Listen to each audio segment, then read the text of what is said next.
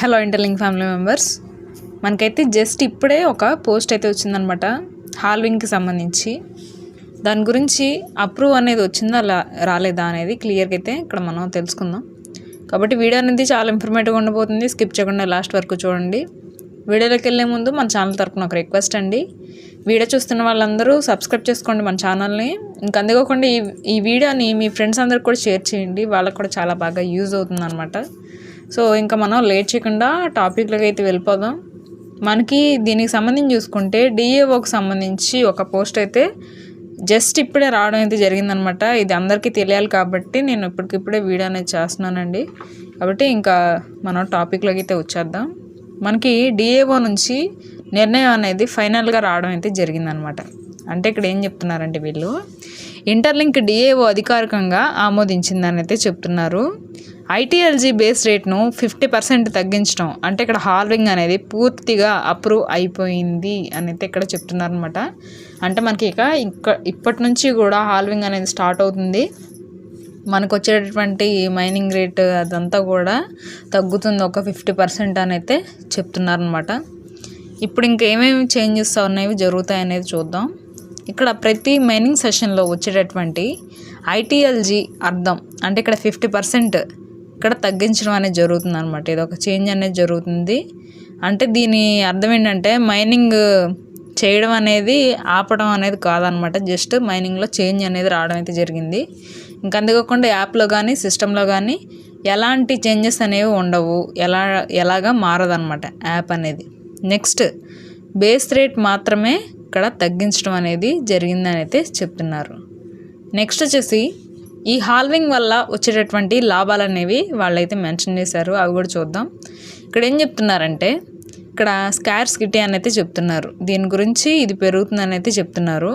కొత్తగా విడుదలయ్యేటటువంటి ఐటీఎల్జీ అనేది తగ్గుతుంది, కానీ దీనికి వచ్చేటటువంటి డిమాండ్ అనేది ఖచ్చితంగా పెరుగుతుందని అయితే చెప్తున్నారు. అంటే టోకెన్ వాల్యూ అనేది ఎక్కువగా పెరిగే అవకాశాలు ఎక్కువగా ఉన్నాయని అయితే చెప్తున్నారు అనమాట. అంటే ఇప్పుడు చూసుకుంటే మన దగ్గర ఎన్నున్నా ఓకే, దానికి డిమాండ్ కానీ వాల్యూ కానీ లేకపోతే దానికి వేస్ట్ కదండి.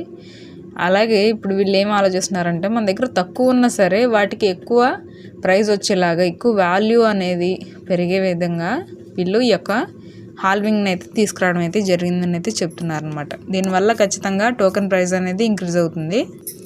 ఇంకా నెక్స్ట్ ఏం చెప్తున్నారంటే మనకి ఇక్కడ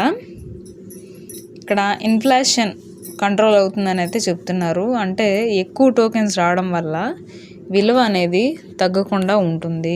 సప్లైని కంట్రోల్ చేస్తున్నారు కాబట్టి ఖచ్చితంగా వీటి వాల్యూ అనేది పెరగడానికి ఎక్కువగా ఉంటుందన్నమాట ఛాన్సెస్.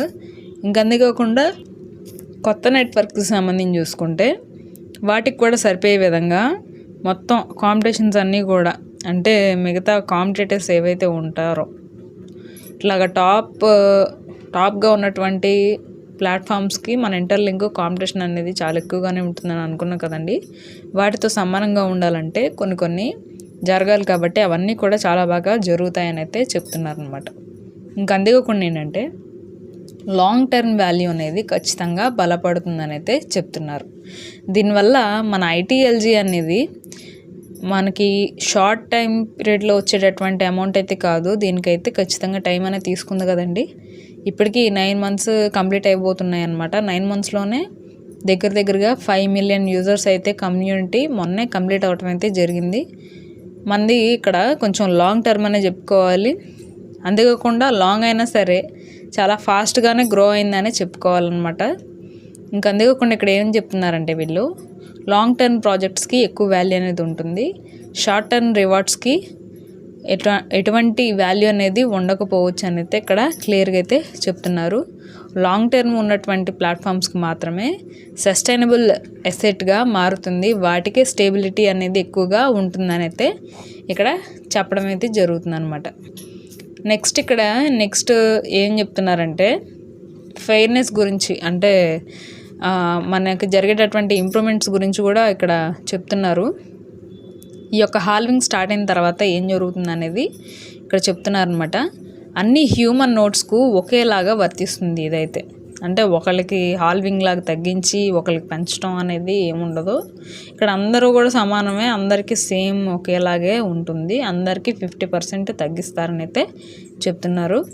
ఎవరికి ప్రత్యేకత అనేది ఉండదు. ఇక్కడ లాభం నష్టంగానే అందరికీ సమానంగానే ఉంటుంది, కానీ ఒకరికి ఎక్కువ ఒకరికి తక్కువ అయితే ఉండదని అయితే చెప్తున్నారు. నెక్స్ట్ ఇక్కడ రివార్డ్ స్ట్రక్చర్ అండ్ న్యాయం అలాగే ఉంటాయి.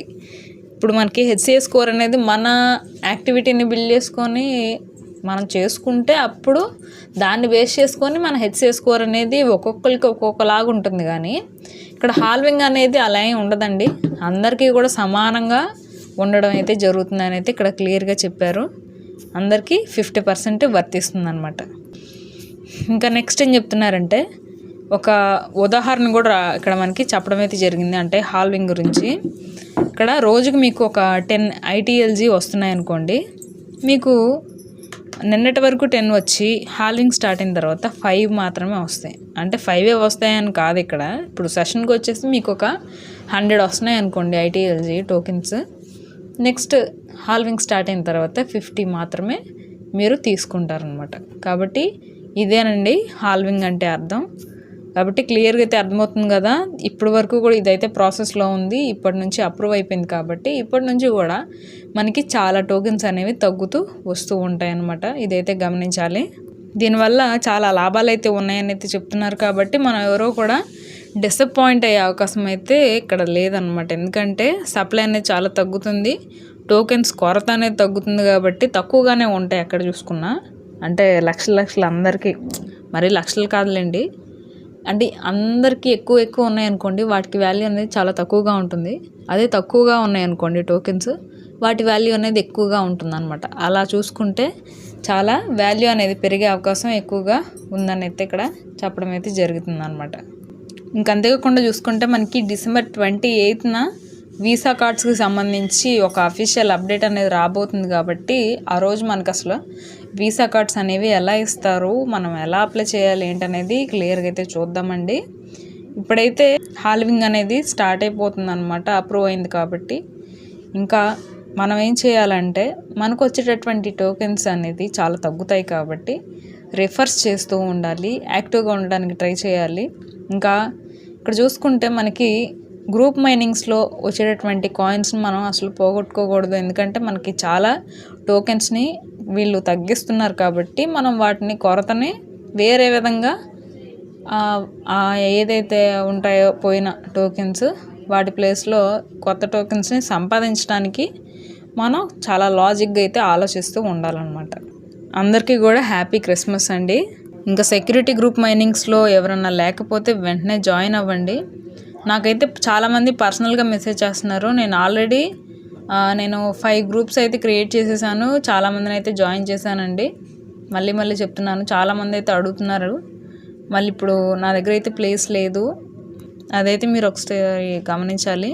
ఇంకా అంతేకాకుండా ఇంటర్లింక్ ఎలా అయితే మనం జెన్యున్గా ఉందని చెప్పేసి నమ్ముతున్నామో, ఇదే విధంగా కొన్ని ప్రాజెక్ట్స్ కూడా ఉన్నాయన్నమాట. ఇంట్రెస్ట్ ఉన్న వాళ్ళు మన సెకండ్ ఛానల్లో అయితే జాయిన్ అవ్వండి.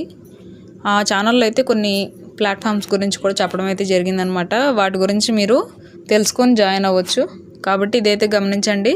ఈ వీడియో చాలా ఇన్ఫర్మేటివ్గా ఉంది కాబట్టి మీ ఫ్రెండ్స్ అందరికీ షేర్ చేయండి, వాళ్ళకు కూడా చాలా బాగా యూజ్ అవుతుంది. ఇంకా మన ఛానల్ని సబ్స్క్రైబ్ చేసుకున్న వాళ్ళు సబ్స్క్రైబ్ చేసుకోండి, రెగ్యులర్గా ఫాలో అవుతుండండి జెన్యున్ కంటెంట్ని. ఇంకా మీకు ఏమైనా డౌట్స్ ఉన్నా కూడా కామెంట్స్ అయితే తెలియజేయండి. నేను ఖచ్చితంగా లేట్గా అయినా సరే ఖచ్చితంగా రిప్లై ఇస్తానండి. కాబట్టి ఇదైతే గమనించి మీకు ఏమైనా డౌట్స్ ఉంటే కామెంట్స్లో అయితే తెలియజేయండి. Thank you.